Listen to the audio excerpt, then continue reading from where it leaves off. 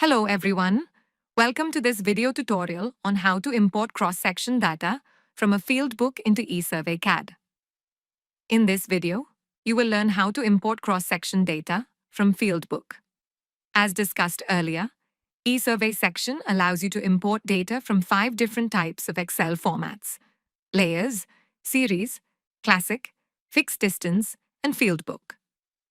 Select the template icon from the toolbar, then select Field Book and click the Open button to open the blank Field Book format.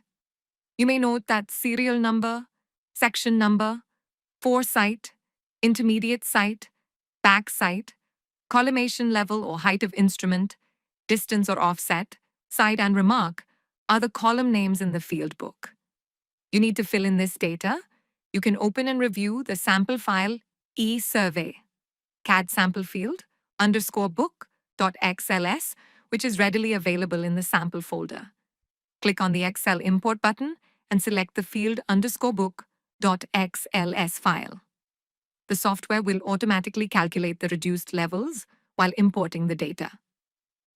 Once the data is imported, all the cross-sections will be created automatically. You can navigate from one cross-section to another in the preview screen.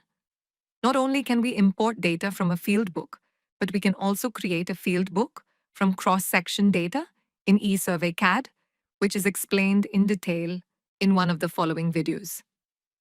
In the next video, you will learn how to navigate through cross-sections and improve the representation of cross-sections.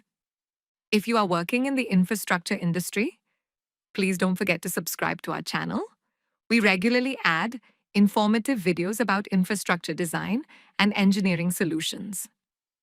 Road InfraSuite and Water InfraSuite are very popular software solutions for infrastructure engineering. You can also book a free demonstration of the software by visiting www.esurveying.net. You may reach us through email at info@esurveying.net. You can call us on 9449599709. Thank you for watching this video.